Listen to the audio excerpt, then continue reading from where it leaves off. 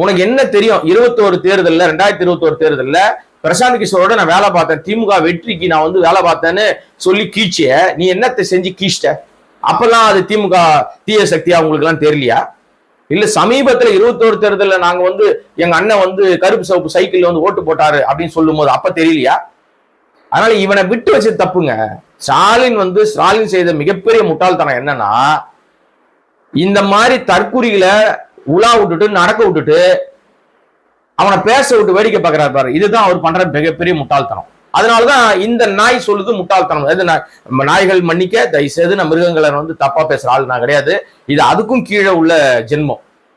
ஏன்னா ஒரு மக்களால் தேர்ந்தெடுக்கப்பட்ட ஒரு முதலமைச்சரை என்ன வார்த்தை சொல்லி பேசணும்னு தெரியாத தற்குறி தண்டத்தை, எதுக்குமே லாய்க்கு இல்லாத முண்டத்தை நம்ம என்ன வேணா பேசலாம், தப்பே கிடையாது.